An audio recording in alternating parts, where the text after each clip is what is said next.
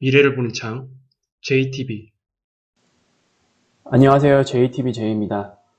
12월 FOMC 리뷰 영상을 이제 올려드릴까 말까 좀 고민이 많았었는데, 일단 제가 여태까지 말씀드렸던 내용, 이런 것들에서 크게 뭐 바뀐 건 없었어요. 그 기조 자체는. 그래서 뭐 특이사항은 없다라고 판단해서 좀 생략을 하려고 했는데, 그래도 조금 정리를 해서 올려드릴 필요는 있겠다 싶어서 이렇게 조금 늦었지만 간단하게 올려드리려고 합니다. 제가 계속 말씀드렸어요. 12월 FOMC 기점으로 해서 시장의 포커스를 리세션, 그 경기에 대한 부분으로 옮겨갈 수밖에 없다. 근데 이번에 FOMC에서 이런 것들이 완전히 확인이 됐습니다. 그러니까 제가 어제 FOMC 체크 포인트를 이제 두 가지를 말씀드렸습니다. 점도표가 이제 최종 금리가 어떻게 찍히는지, 그리고 그 유지 기간, 그리고 연준 피봇, 즉 금리 인하 시기는 어느 시기로 이제 맞춰지는지 이런 것들을 확인을 하자고 했고, 연준의 그 경제 전망, SEP에서 GDP 쪽을 좀 잘 보자라고 말씀드렸습니다. 그래서 요것들을 일단 먼저 체크를 해볼게요. 일단 GDP 같은 경우에는 기존의 2023년 전망을 1.2% 상승을 봤거든요. 근데 0.5%로 완전히 하향 조정을 했습니다. 그래서 이거를 봤을 때 연준 입장에서도 내년에 생각보다 경기가 좀 많이 꺾일 것 같다라고 보고 있는 것 같아요. 이게 0.5라고 한다면 이제 연간이잖아요. 근데 분기별로 하면은 자칫하면 마이너스로 찍히는 그런 분기도 나올 수 있을 그 가능성을 이제 내포하고 있다라고 볼 수 있을 것 같습니다. 그래서 이건 뭐 사실상 뭐 경기 침체 이 가능성이 굉장히 높다라고 보시면 될 것 같고요. 시장이 일단 그 부분에 포커스를 맞춰서 채권 금리도 움직이고 있는 것 같아요. 통상적이라고 한다면 어쨌든 점도표도 그렇고 이번에 FOMC 전체적으로 매파적이었기 때문에 채권 금리가 올라가야 되거든요. 원래라고 한다면. 그러니까 9월 달에도 그랬고 계속 그랬잖아요. 11월 달에도 그렇고. 근데 이번에 채권 금리가 올라가다가 중간에 뭐 연설들 이런 것들 다 끝나고 나서 오히려 다시 하락했어요. 그래서 이거는 확실히 이제 시장에서 중요하게 보는 거는 경기다. 리세션에 대한 부분이다. 이런 거를 좀 확인을 할 수 있었습니다. 그리고 이번에 점도표를 보면은 이제 2023년 점도표가 5에서 5.25, 요 사이, 이 영역대로 이제 찍혔죠. 그리고 금리 인하가 없습니다. 이건 제가 뒤에서 다시 간단히 설명을 해드릴게요. 그리고 연준 피보, 즉 금리 인하가 2024년이에요, 여기. 이렇게 나왔는데, 일단 뭐 요것 때문에도 시장이 좀 하락한 부분이 있긴 합니다만, 이거는 뭐 단기적인 부분이고, 우리가 좀 장기적으로 좀 생각을 해볼게요. 일단 먼저 기자회견을 요약을 해보면, 요렇죠. 최종금리까지 갈 길이 멀다라고 얘기를 했고, 제약적인 금리 수준에 아직 도달하지 못했다. 그래서 금리를 더 올려야 된다라는 입장입니다.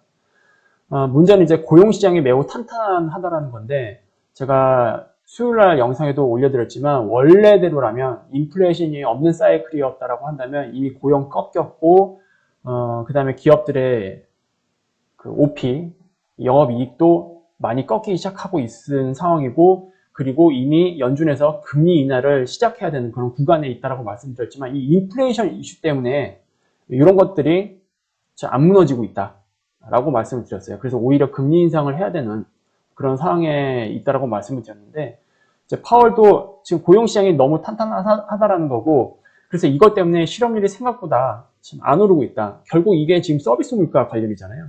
이번에 기자회견에서도 서비스 물가에 대해서 다시 한번 언급을 했는데, 결과적으로 이 서비스 물가까지 잡기 위해서는 어떻게 해야 되느냐? 실업률 올려야 돼요. 실업률을 올려야 됩니다. 이게 되지 않으면 물가가 2%대까지 쉽게 내려오기 어렵기 때문입니다. 그래서 이것 때문에 금리 인하가 어렵다라고 판단을 한 거고, 그래서 통화 정책을 계속 매파적으로 유지해야 될 수밖에 없다라는 거를 점도표에 찍은 겁니다. 그래서 다시 한번 연준에서는 그러면 할 일이 뭐냐? 이거를 낮추기 위해서는 어쨌든 뭐 렌트비는 이제 내려갈 거로 말씀드렸죠. 이미 지표상으로 그런 흐름이 나오고 있기 때문에. 이 부분은 아직 해결이 안 됐는데 이 부분을 해결하기 위해서는 연준 입장에서는 실업률을 올려야 됩니다. 그래서 실업률을 올리기 위해 노력할 거고, 이 뜻은 경기 침체죠. 실업률이 올라가는 게 경기 침체 아니겠어요? 주요 항목 중에 하나니까. 그래서 시장의 포커스는 이제 여기에 맞춰질 수밖에 없는 거예요. 로직이 이렇게 맞춰지는 겁니다. 그리고 기자회견에서도 이 과정에서 이제 연착륙의 가능성은 낮다라고 분명히 얘기했어요. 하지만 희망은 버리지 않겠다라고 얘기를 했습니다. 그리고 연착륙이 될지 경착륙이 될지 아직 예상조차 못하겠다라고 얘기를 했습니다. 근데 이제 시장은 계속 연착륙 희망회로를 돌리고 있죠, 지금. 특히 우리나라 전문가들이 주로 그런 희망회로를 많이 돌립니다. 어쨌든 이걸 좀 요약을 해보면 경기 침체가 와야 결국 연준 피봇이 가능하다. 그리고 내년에도 추세적으로 CPI의 급락세가 유지가 되면 가능해지죠. 왜냐하면 이게 결국 경기 침체 아니겠어요? 이런 물가가 급격하게 하락하는 그런. 왜냐하면 기업의 이익도 그만큼 가파르게 하락할 거라는 것을 암시하는 거기 때문에. 그래서 이 과정에서 현재 거의 뭐 우리나라 같은 경우는 90% 같아요. 90% 이상의 전문가들이 연착륙 또는 마일드한 경기 침체를 예상을 하고 있는데 이게 아니라 경착륙으로 이어질 가능성도 열어놔야 된다라는 입장이에요. 그래서 신중해야 된다는 겁니다. 지금 상황에서는. 연준의 점도표와 기자회견이 일각에서는 블러핑이다. 그래서 믿지 못하겠다라는 이야기가 나오고 있어요. 그런데 그럼에도 불구하고 제 입장은 시장은 따라와야 된다. 설령 이게 블러핑이라 할지라도 시장은 따라와야 됩니다. 그래서 지금은 연준에 맞서면 안 됩니다. 다시 한번 말씀을 드립니다. 제가 이 이야기를 한 6월달, 7월달쯤에 한번 했었죠. 올해 아마 연준에 맞서신 분들은 아마 좀 박살이 많이 났을 겁니다. 근데 앞으로도 마찬가지예요. 왜 그런지 다시 한번 설명을 해드릴게요. 연준의 의도와 다르게 시장이 계속 탐욕을 부린다. 그럼 결국 통화정책은 원래 블러핑의 목적도 있었는데 그게 블러핑이 아니게 돼버릴 수도 있어요. 왜냐? 연준의 의도대로 시장이 따라오지 않는다. 그러면 인플레 잡기 어려워지는 거잖아요. 그러면 인플레 잡기 어려워지면 설령 이게 정말로 블러핑을 할지라도 실제로 이렇게 통화정책을 가져가야 됩니다. 그러니까 블러핑이 실제화 돼버릴 수도 있어요. 그러면 시장이 더 큰 충격을 받겠죠. 분명히 저거 블러핑일 줄 알았는데 진짜였네. 이렇게 되면 결국 이거죠. 인플레이션을 잡기 위해 더 큰 비용을 지불해야 되는 상황으로 바뀌는 겁니다. 상황 자체가. 연준이 계속 얘기했잖아요. 지금 인플레이션을 잡지 않으면 더 혹독한 대가와 비용을 지불하게 될 수밖에 없다. 과거에도 얘기했었어요. 그래서 시장이 따라와 주길 바라고 있습니다. 연준 입장에서는. 따라가야 돼요. 희망으로 돌리면 안 됩니다. 장기적인 관점에서 비용을 최소화하고 그리고 인플레이션을 빨리 잡고 경제 사이클을 정상적으로 돌리는 유일한 방법은 요거밖에 없죠. 최대한 빠르게 경기 침체로 인플레이션을 잡고 자산 가격도 추가적으로 조정다운 조정을 받아서 거품을 싹 걷어내는 거. 그리고 심리까지 완전히 잠재우는 거. 이게 가장 빠른 방법입니다. 비용이 가장 적게 드는 방법이에요. 지금 상황에서는. 근데 시장에는 계속 연준에 맞서려고 하고 있죠. 지금. 그래서 연준 입장에서는 하나의 과제가 더 있는 셈이에요. 하나의 과제는 뭐냐?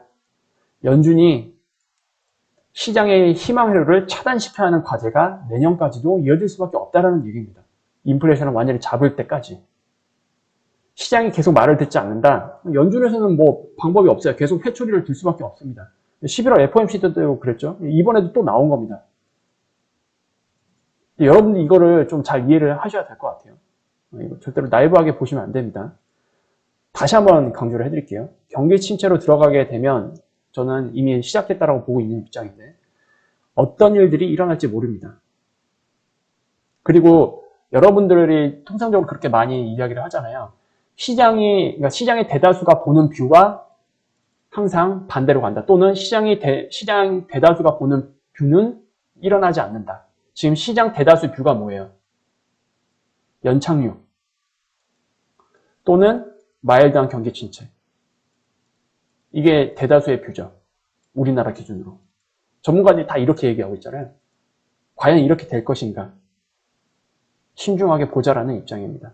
이렇게 안 되면 어떻게 될 거예요? 더 큰 충격을 받겠죠.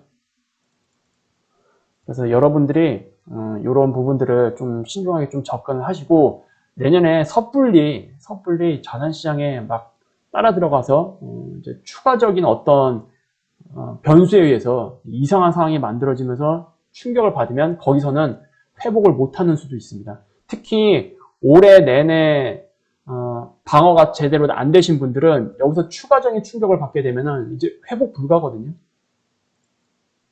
그래서 그런 점들을 여러분들 좀 잘 인지를 하고 계셔야 됩니다. 지금 미국 10년물 국채 금리를 보면은 어제 위로 튀다가 도로 윗꼬리를 달고 내려왔어요. 이게 일봉이거든요. 그래서 지금 어쨌든 시장에서는 경기 침체를 좀 보고 있는데 그 경기 침체 과정에서 영업이익이 어느 정도 가능이 될 것인가 이거를 반드시 확인을 해야 된다 라는 점을 다시 한번 말씀을 드리고 싶습니다. 예상하시면 안 돼요. 절대로. 이거 예단해서는 안 됩니다. 예상한다고 될 문제도 아니에요. 이거는 확인을 하시면 됩니다. 어쨌든 사이클상 지금 2008년부터 이어온 기나긴 사이클이 끝나는 거잖아요. 그리고 새로운 기나긴 사이클이 시작되는 이제 국면을 맞이해야 되는 건데 조금 늦게 잡더라도 확인을 하고 잡는 게 안전하겠죠. 왜냐? 앞으로 우리는 수년간 수익을 이제 맛볼 수 있는 좋은 사이클을 맞이할 수 있거든요. 근데 그러기 전에 괜히 섣불리 예단했다가 더 깨먹어버리면 이거는 회복 불가로 빠질 수밖에 없어요. 그래서 제 의견을 좀 참고를 해서 여러분들이 지금 시장에 대해서 무조건 희망으로 돌리기보다는 좀 신중히 접근하셨으면 좋겠다. 이런 말씀을 좀 드리고 싶습니다. 그 밖에 여러 가지 지표를 또 공유를 해드리고 싶지만 좀 공개적으로 공유할 수 없는 지표들도 있어서 그런 점들은 좀 양해를 부탁드리고요. 멤버십 분들은 내일 시장 분석 때 좀 더 디테일하게 의견을 공유하도록 하겠습니다. 이렇게 마무리 짓도록 할게요. 다음에 더 좋은 영상으로 찾아뵙겠습니다. 감사합니다.